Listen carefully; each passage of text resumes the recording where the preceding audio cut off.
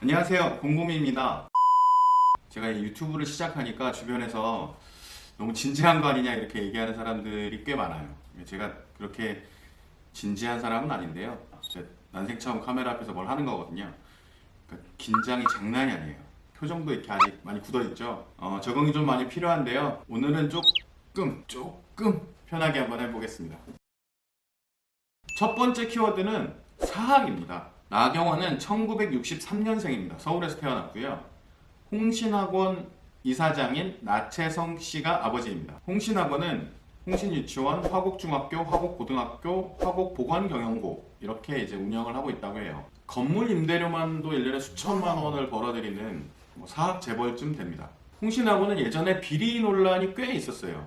국회에서 화곡중학교, 화곡고등학교의 비리가 의혹이 있으니까 감사 자료를 요청했거든요, 국회에서. 그런데 학교 행정실장이 이 감사 자료를 불태워버렸습니다. 대단하죠.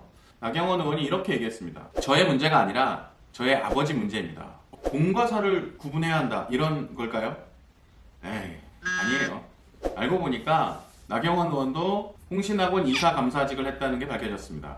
아버지의 문제가 아니라 그냥 자신의 문제였던 거죠. 사립학교법 개정 당연히 반대했습니다. 유치원 3법이 쟁점이 됐을 때도 반대 입장을 냈죠. 이런 일도 있었어요. 조국 민정수석이 어머니가 웅동학원 이사장이거든요. 여기 재산세 체납 문제가 있어서 조국 민정수석이 사과를 하기도 했었어요.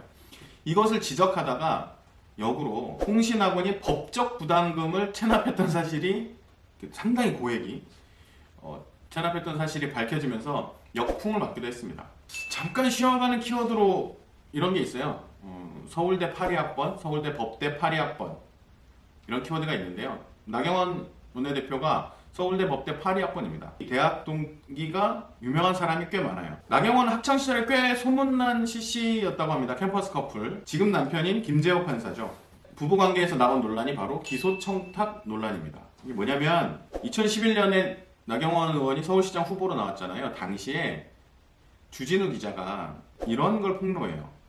김재호 판사가 검사에게 나경원 의원을 비난하는 네티즌을 기소해달라고 청탁했다라고 폭로한 거죠. 나경원 의원 쪽에서는 주진우 기자를 허위사실 유포, 명예훼손으로 고소합니다. 근데 주진우 기자 쪽에서도 맞고소를 해요. 사건이 커졌죠. 나중에 경찰이 양측 다 무혐의다 이렇게 해서 사건이 끝나긴 했는데 이 사건은 꽤 당시에 논란이 됐었습니다. 나경원은 서울대 법대 대학원까지 진학했어요. 그리고 나서 사법고시에 합격하고 판사가 되죠. 판사를 하다가 이 서울대 법대의 선배, 아주 왕고 선배죠. 서울대 법대 선배 이회창의 대선 캠프로 들어가면서 정치에 입문하게 됩니다.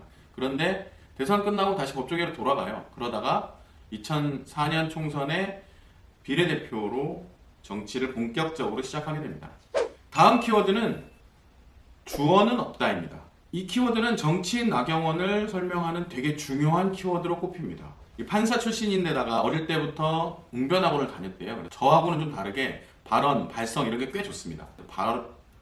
대변인을 아주 오래 한 건 아닌데 대변인이라는 이미지가 상당히 강하게 남아 있어요. 그 중에서 2007년 이명박 대선 캠프의 대변인으로 상당히 유명합니다. 이 선거 때 최대 쟁점이 BBK였거든요.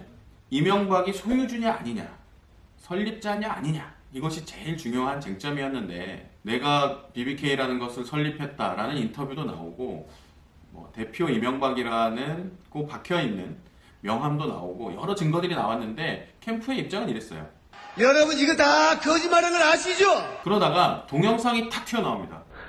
금년 1월 달에 BBK라는 투자 자문회사를 설립을 하고 이쯤 되면 빼박 이렇게 볼 수 있잖아요.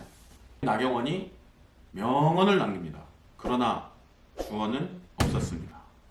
BBK는 이후에 계속 논란이 됐고 이명박을 감옥에 가게 한 사건이 됐죠. 다음 키워드는 이상한 홍보예요. 정치인은 누구나 홍보를 합니다. 홍보를 잘하는 사람도 있고 못하는 사람도 있어요. 나경원은 동작구 선거에 나갔을 때 강남 사구라는 기가 막힌 슬로건을 꺼내 들면서 선거를 이깁니다.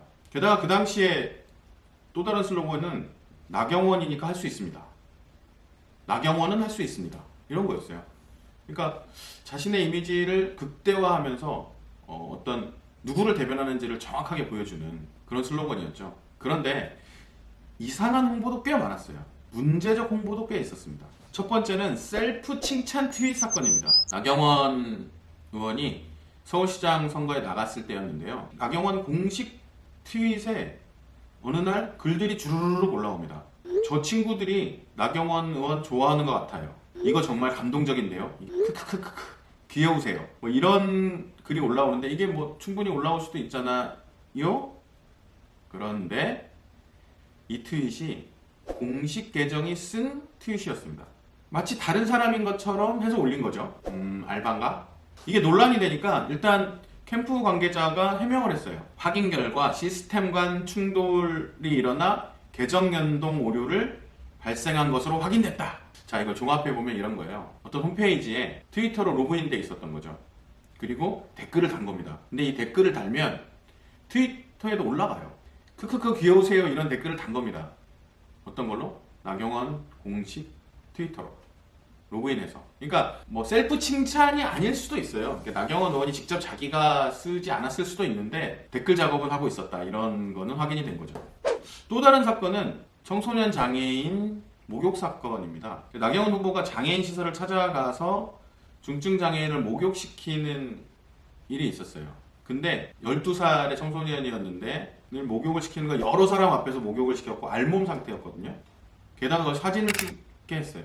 이거는 명백한 인권 침해였죠. 근데 이게 그 사건 자체도 되게 문제인데 해명이 계속 이를 키웠습니다. 봉사하러 그냥 간 건데 따라와서 사진을 찍은 거다 이렇게 해명을 했는데 다른 사진이 하나 나와요. 조명이 설치돼 있었던 거죠. 그러니까 또 이렇게 해명해요. 그건 사진 작가가 설치한 거다. 하지만 사전 협의를 했던 건 아니다. 이렇게 해명을 했는데 당시 비서실장이 또 해명을 합니다. 이걸 사진 찍기로 한 거는 사진 작가가 제안한 거다. 그러니까 미리 협의는 했었던 거죠. 이런 것들이 막 엉키고 꼬이면서 원래대로면 사진 찍지 마세요 하는 게 맞잖아요. 여러 가지 해명들이 빠져나가려고 하는 이런 태도로 비춰지면서 상당히 큰 논란이 됐습니다. 이것은 감수성의 문제인데요. 인권 감수성. 이런 발언도 있었어요. 공식 석상이었는데 1등 신부감은 예쁜 여자 선생님, 2등 신부감은 못생긴 여자 선생님, 3등 신부감은 이혼한 여자 선생님, 4등 신부감은 애 딸린 여자 선생님. 이쯤 되면 이 발언은 뭐 거의 듣는 사람들은 무슨 생각을 했을까요?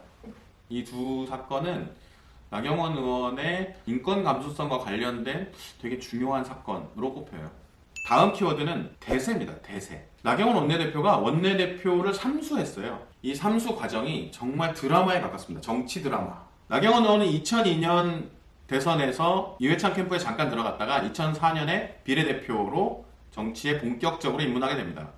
판사 출신이었고 상당히 젊었고 말도 상당히 잘하는 편이었기 때문에 되게 주목받는 정치인으로 성장을 했죠.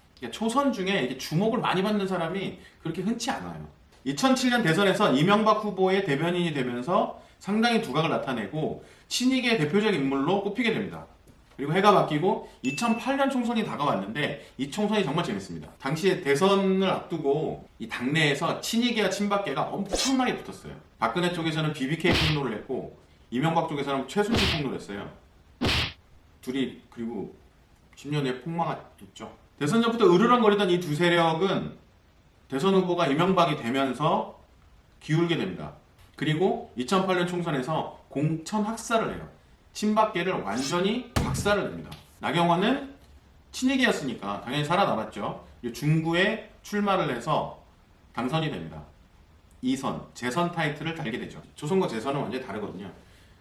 친이계의 주요한 인사, 주요 주자로 떠오르게 됩니다. 그리고 2011년에 서울시장 보궐선거가 열려요. 친이계의 주자였던 나경원이 서울시장 선거 후보로 나오게 됩니다.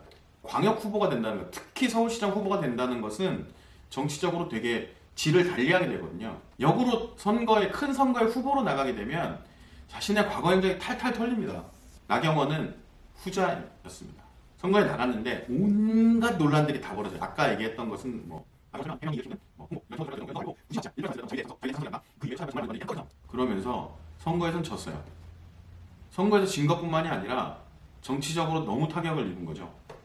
2012년 다음에 열린 총선에 나오지 못합니다. 자, 그리고 나서 당의 주류와 비주류가 바뀝니다. 대통령이 박근혜가 되잖아요. 2014년 재보궐선거에서 동작을에 출마합니다. 그리고 당선되죠. 돌아온 비주류였죠.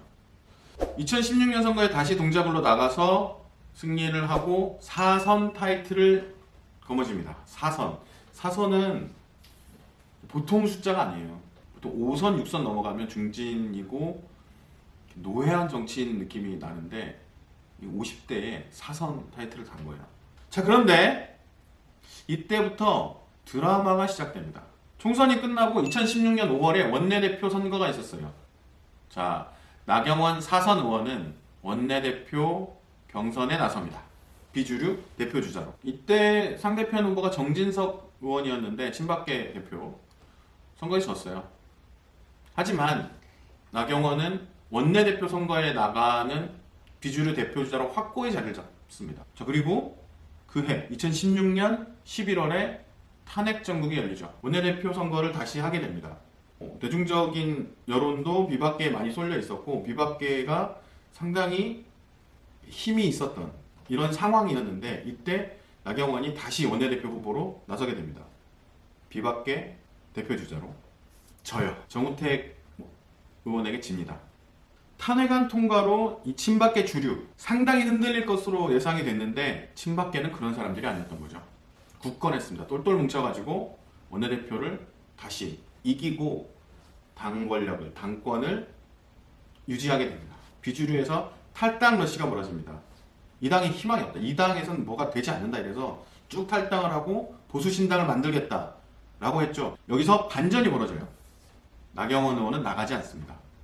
탈당했던 의원들이 이게 뭐야 이러고 엄청나게 비난을 했는데 나경원 의원은 버텼습니다. 이게 드라마의 되게 중요한 변곡점이 됩니다. 박근혜 탄핵이 선고됩니다. 나경원의 위치는 애매했죠. 근데 역으로 이 위치는 여기로 갈 수도 있고 저기로 갈 수도 있는 상황이었죠.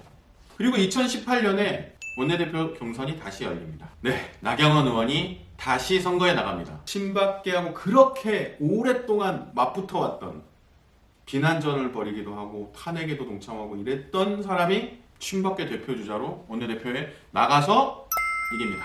프레임을 걸었어요. 수당파라는 프레임을 걸었습니다. 당을 지킨 사람. 대단하지 않나요? 저는 1년의 그 나경원 의원의 정치 행보를 보면서 아, 정치는 생물이 맞다 이런 생각이 들기도 했어요. 뭐 좋게 표현하면 정치 감각이라고도 표현할 수 있고 어떤 심리적으로 보면 상당히 뻔뻔해야 될 수도 있는데 나경원 의원이 이걸 잘한 거죠. 친이계가 대세일 때는 친이계로 쫙 성장을 했고 탄핵 국면에는 그 흐름에 올라타고 그리고 다시 탄핵이 지나고 나서 친박이 올라올 때쯤에 다시 거기에 올라탈 수 있는 이런 정치 드라마를 쓴 겁니다. 정리해보면 나경원은 대세를 타는 능력을 보유한 것 같아요. 뭐 원래 주류로 살아와서 그런지 주류에 올라타는 습성 뭐 이런 게 있는지는 모르겠지만 어쨌든 대세를 잘 타고 올라서는 능력을 갖고 있는 것이라고 평가할 수 있는 것 같아요. 그런데 요즘의 발언을 보면 좀 위태롭습니다. 이게 대세라고 느껴져서 그런 건지 모르겠는데 자유한국당이 최근에 극우 집회, 태극기 집회 세력들의 주장을 받아들이고 있잖아요. 예를 들면 5.18 관련한 여러 가지 발언들, 북한군 개입설 이런 걸 주장하는 사람들에 대해서 나경원 의원이 역사적 해석이 다를 수 있다 뭐 이런 얘기를 하고요. 반민특위가 국민을 분열시켰다 이런 발언도 합니다. 상당히 극우적 발언들을 흡수하고 있어요. 이게 극우가 대세라서 거기에 올라타는 건지는 모르겠는데요. 정치인의 발언은 다 기록으로 남습니다. 5.18 발언이라든가 반민특위 발언이라든가 이런 역사를 뒤집는 발언이 시간이 지나면 이 발언들이 칼이 되어 돌아올 수도 있습니다. 정치인이 과거에 의해서 정치인이 버려지는 것은 순간이거든요. 정리해볼게요. 나경원 의원은 사합, 주어는 없다. 해명이 사건을 키우는 스타일, 그리고 대세를 올라타는 정치인. 이렇게 정리를 해봤어요. 오늘은 여기까지 하고요. 재밌게 보셨나요? 좀 부족한 부분도 많이 느껴지는데 앞으로는 좀 다른 스타일도 준비해 보려고 합니다. 재밌게 보셨다면 좋아요와 구독, 알람 설정도 해주시면 고맙겠고요.